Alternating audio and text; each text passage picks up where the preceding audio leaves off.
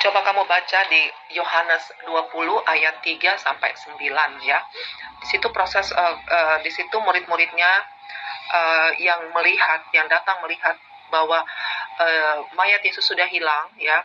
Dan khususnya untuk ayat yang ke-6 di situ tertulis bahwa kain kafan itu tergeletak. Sebenarnya dari terjemahan aslinya itu bukan tergeletak tetapi kempes ya.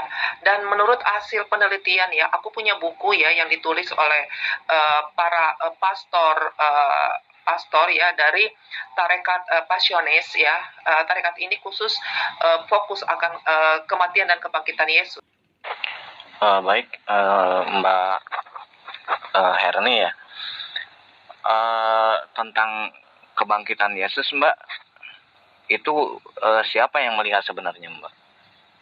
Karena di sini kita bisa lihat bahwa ada beberapa perbedaan di antara para penulis gospel begitu. Contohnya seperti siapa yang mereka lihat di kuburan Yesus. Menurut Matius 28 ayat 5 itu ditulis seorang malaikat, Mbak, yang dilihatnya itu. Terus menurut Markus ayat 16 ayat 5 yaitu Markus menulis malah seorang muda, Mbak, gitu. Terus menurut Lukas katanya ada 2 orang lagi, yaitu terdapat pada Lukas 24 ayat 4. Nah, lain lagi menurut Yohanes 20 ayat 11 sampai dengan ayat 18. Bahwa yang ditulis oleh Yohanes bahwa yang terlihat itu adalah 2 orang malaikat dan juga Yesus. Nah, di antara perbedaan keempat penulis gospel tersebut, Mbak, apakah mungkin hal kebangkitan tersebut benar adanya seperti begitu, Mbak? Soalnya kesaksian mereka pun kan berbeda-beda dalam kuburan Pak Yesus pada waktu itu. Kesaksian mereka dan penulisan daripada para penulis gospel ini, keempat-empatnya itu berbeda-beda, Mbak. Nah, apakah mungkin bisa dipercaya sebuah kesaksian jika saling bertentangan satu sama lain, Mbak? Nah, itu bagaimana menurut Mbak? Oke. Intinya begini, di dalam Matius yang kamu sebutkan di atas, kemudian di Markus dan juga di Matius dan Markus itu tetap menulis bahwa yang pertama datang ke kubur itu adalah Maria Magdalena dan Maria ya. Mereka ingin melihat mayat Yesus ya. Mereka membawa bunga ya, kalau nggak salah ya. Jadi di situ di Matius ya sangat jelas ya dikatakan bahwa dan memang waktu itu mayat kuburan itu memang dijaga. Nah, jadi tidak berbeda sebenarnya, tetapi saling melengkapi. Ya, di Matius menulis yang menggulingkan batu itu adalah malaikat itu sendiri, dan pada penjaga itu ketakutan lari karena terjadi gempa bumi. Pada saat Yesus bangkit, mungkin terjadi goncangan di tempat itu. Jadi di situ dilihat ada malaikat yang duduk. Kemudian di Markus juga di situ ada pemuda, dan itu menunjukkan itu malaikat. Begitu juga di Lukas ya, di sini ditulis ada 2 malaikat, ada 2 ya. Ini tergantung penulisnya ya, tergantung penulis dan tergantung informasi yang mereka terima seperti itu. Tetapi intinya ya bahwa inti kebangkitan Yesus yaitu para wanita ke kuburnya dan mendapati mayat Yesus itu mayat Yesus sudah hilang. Itu. Dan berita kepada malaikat itu bahwa mayatnya apa yang kamu cari, Yesus dari Nazaret itu sudah bangkit. Nah, itu intinya.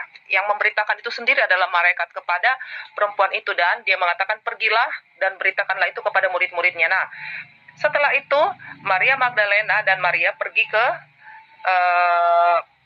kepada murid-muridnya dan menyampaikan itu, dan kemudian murid-muridnya itu termasuk Petrus dan juga saksi mata mulai dari Yesus mau disalib sampai kebangkitannya itu adalah Yohanes itu sendiri, pergi ke sana dan melihat memang benar, dan dia melihat bahwa kain kafan itu sudah kempes ya.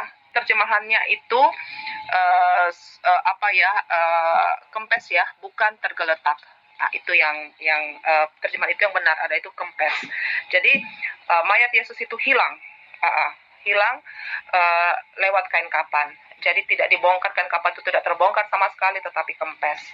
Oke, itu yang saya bisa jelaskan. Jadi Injil-Injil ini saling melengkapi. Jadi tidak semua orang melihat dari sisi yang mana, tidak semua sama, dan informasi yang sampai itu ke tiap-tiap penulis itu saling melengkapi. Oke, Mbak Herni, kita fokus ya Mbak ke bagian di mana keempat para penulis gospel ini berbeda-beda pendapat Mbak, berbeda-beda penulisan. Pertama, nantinya ini akan menjadi sebuah kegagalan daripada inspirasi Roh Kudus atau atas ilham Roh Kudus, begitu, atas spirit Roh Kudus, begitu. Berarti keempat penulis ini, kalau menurut Mbak atas inisiatif mereka sendiri masing-masing, berarti ini akan terlepas daripada spirit Roh Kudus sendiri, Mbak. Dan ini nantinya akan menjadikan bahwa kualitas daripada tulisan-tulisan para penulis gospel ini hanyalah sebuah karangan-karangan bebas, begitu, tanpa adanya wahyu dari Tuhan, begitu. Padahal ini tuh Mbak adalah peristiwa yang sangat besar menyangkut keimanan, begitu. Masa sih Tuhan yang Maha Kuasa akan membuktikan kebesarannya, akan membuktikan ketuhanannya dengan memberikan beda-beda pandangan. Dari sini saja sudah terlihat rancu, Mbak, begitu. Kebangkitannya pun akan dinilai rancu. Seperti umpamanya seseorang didapati sedang diinterogasi oleh pihak-pihak kepolisian. Dari antara 4 orang ini umpamanya memberikan kesaksian, yang ini berkata A, yang ini berkata B, yang lainnya berkata C dan D. Otomatis pihak daripada kepolisian tidak akan percaya, Mbak. Nah, itu pun terjadi pada logika kita jika kita memikirkan sampai ke sana. Nah, tadi Mbak mengatakan bahwa ini semua saling melengkapi. Melengkapi dari mananya, Mbak? Kalau bicara tentang waktu, maka Mbak harus membaca dalam setiap ayatnya. Begitu. Dalam Markus 16 ayat 2, setelah matahari terbit, intinya adalah pagi. Juga pada Matius 28 ayat 1, itu posisinya itu pada waktu menyingsing fajar. Itu juga pagi. Dan pada Lukas 24 ayat 1, itu juga pagi-pagi, Mbak. Dinyatakan ditulis di sana. Dan juga di Yohanes 20 ayat 1 juga tertulis pagi-pagi, Mbak. Nah, dari sana saja, Mbak, posisi waktu bersamaan. Terus mereka ini bersengkrama. Mereka bercengkrama. Para malaikat bercengkrama. 2 orang juga bertanya juga. Jadi mana mungkin bisa umpamanya waktu itu berkisar perbedaan antara 5 atau 10 menit. Tidak mungkin, Mbak. Dan juga nanti ini tadi Mbak bicara tentang siapa yang pergi ke kuburan Yesus hari Minggu. Ini juga nanti akan bertentangan, Mbak. Mbak bisa lihat ya, siapa yang pergi ke kuburan Yesus hari Minggu pagi. Mbak akan melihat beberapa perbedaan. Contoh, tulisan dari Matius 28 ayat 1 yang mengatakan bahwa Maria Magdalena dan Maria yang lain. Sementara dalam Markus 16 ayat 1 dikatakan Maria Magdalena dan Maria ibu Yakobus serta Salome. Dan Mbak akan lihat lagi, beda lagi nih di Lukas 24 ayat 10, yaitu mengatakan bahwa Maria Magdalena, Yohana, dan Maria ibu Yakobus serta perempuan lainnya. Nah, anehnya menurut Yohanes 20 ayat 1, yaitu Maria Magdalena sendiri, Mbak.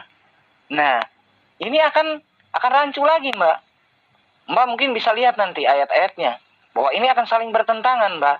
Bukan hanya daripada siapa yang pergi ke kuburan Yesus hari Minggu pagi. Ini akan terus kontradiksi dengan tentang batu kuburan Yesus, kan? Yang Mbak bilang itu tentang waktu sewaktu mereka kuburan Yesus, apakah batu kuburan sudah terguling? Nah, ini akan timbul beberapa lagi kontradiksi, Mbak. Di Matius 28 ayat 2 dikatakan batu terguling oleh seorang malaikat ketika mereka datang. Begitu. Dalam Markus 16 ayat 4, batu sudah terguling. Dan di Lukas 24 ayat 2, dikatakan batu sudah terguling juga. Nah, lalu Yohanes 20 ayat 1 mengatakan bahwa batu telah diambil, Mbak. Nah, ini kompleknya banyak banget ini. Mulai daripada siapa yang datang di hari Minggu pagi, itu kontradiksi. Terus juga apakah batu kuburan Yesus juga sudah terguling, kontradiksi.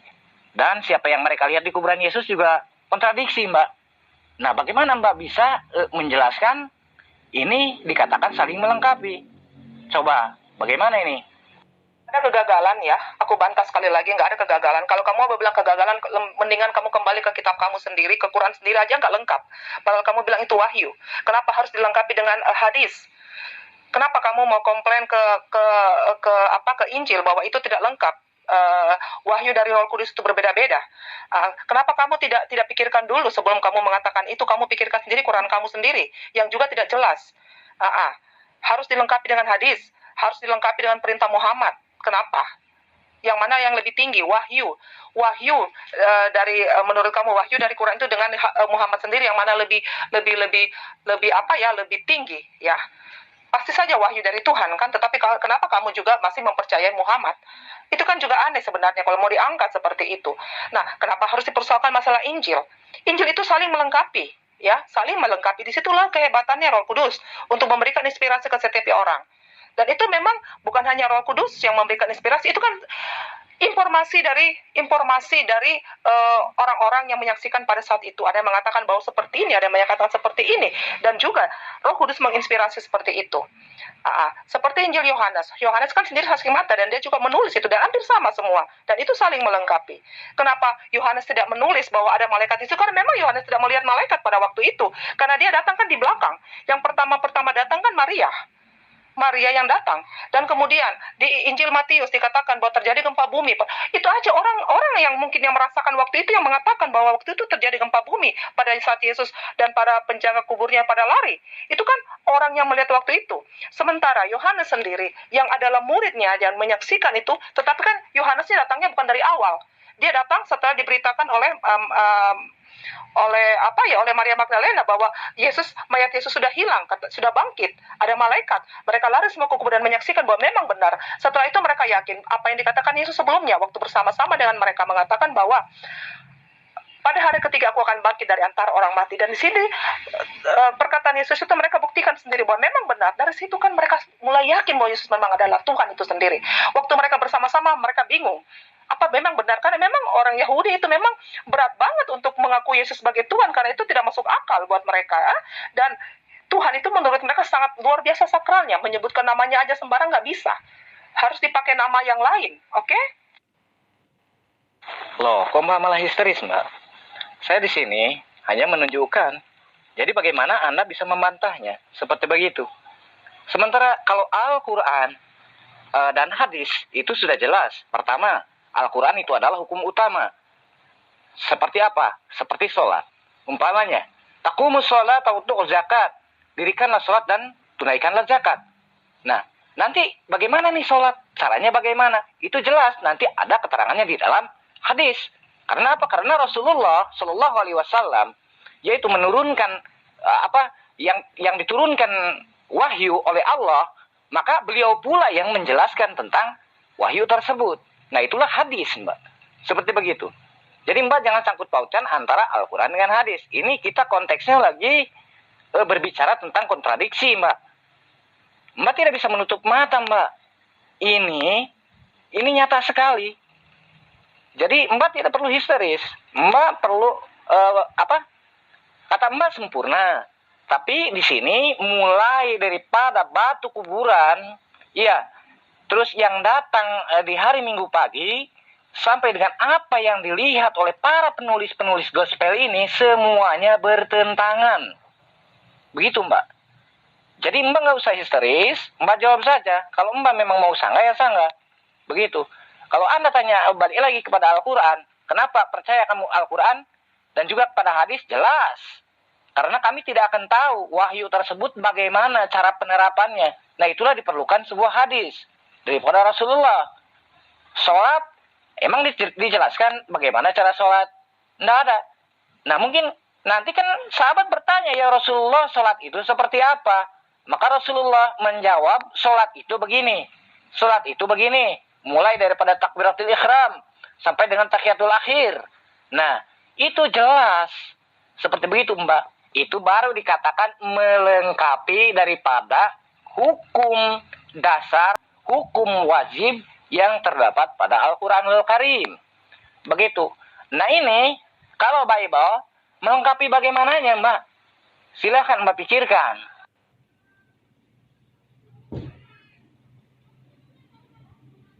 Sementara kalau kita bercermin pada Quran sendiri, yang diserupakan itu nggak jelas. Apakah itu orang, penyalibannya, kematiannya, peristiwanya, atau tragedinya, itu nggak jelas. Ya, cuman intinya ada yang diserupakan untuk mereka. Nah, karena Islam itu buta, dan Islam lebih licik dari Muhammad, dan berusaha sok pinter daripada Allah, akhirnya Islam berinisiatif konyol, mengatakan kalau Anda itu mau bantah kontradiksi Bible, atau Anda mau curhat doang karena ketidakmengertian Anda. Begitu. Jadi Anda kalau mau menunjukkan kontradiksi di dalam Al-Quran, maka silakan tunjukkan ayatnya. Bukan hanya sekedar curhat. Seperti begitu. Anda tiap kali hanya curhat tanpa menunjukkan ayat-ayatnya. Nah, seperti saya berani menyatakan bahwa Bible itu kontradiksi. Saya memberikan referensi yang akurat sesuai dengan apa data yang saya berikan. Begitu. Jadi Anda kalau hanya ngomong berdasarkan asumsi saja, lebih baik Anda diam. Kalau Anda memang mau membela atau Anda mau menyanggah, silakan sanggah. Dari beberapa kontradiksi yang saya katakan di atas. Dan saya dengan sangat-sangat jelas memberikan teks-teksnya dan ayat-ayatnya yang saling bertentangan. Begitu ya, Ferguson. alah, bilang aja kitabmu itu amburadul, acak-acakan, gak beres, dan wahyu setan. Saya itu cuma ketawa kalau lihat kamu kopas. Begitu, kopas ayat-ayat, terus ngata-ngatain. Itu bukan seorang tipe debater yang handal kalau menurut saya. Anda itu hanya seseorang debater yang kaleng-kaleng. Apalagi bila didahulukan dengan sifat-sifat mencela atau menghujat. Itu bukan kebiasaan seorang muslim. Jadi jika muslim mereka mau menebat, mereka mau berdialog, maka mereka memberikan referensi. Referensinya apa? Ini. Oh, ini ternyata ada kontradiksi. Nah, silakan dibahas. Begitu. Jadi bukan asal asumsi kitab Anda amburadul, tapi tidak ada buktinya. Yang mana yang mau dibuktikan tidak ada. Ya kayak juga sama juga seperti kentut. Jadi Anda itu hanya pesorak lah kalau menurut saya. Jadi nggak ada kualitas. Nggak ada kualitas apapun. Di dalam perdebatan apapun, saya lihat dan sikapi Anda dalam setiap kopasan seperti begitu. Anda hanya sok tahu dan hanya modal asumsi belaka. Seperti begitu. Jika seseorang yang berilmu atau mumpuni di bidangnya, maka dia akan sanggup menjelaskan. Bukan hanya sanggup memfitnah, apalagi menghujat. Dan itu bukan daripada debater-debater muslim. Debater-debater muslim pasti mereka mendahulukan daripada konteks ayat dan referensi yang jelas. Jadi tidak ada kata hujat dulu, tidak ada. Dan itu hanya Anda itu hanya gimana ya? Ya pesorak gereja lah. Ya. Jadi lebih baik Anda itu diam dan kalau memang tidak bisa menjawab ya silakan mewek. Begitu ya, Ferguson.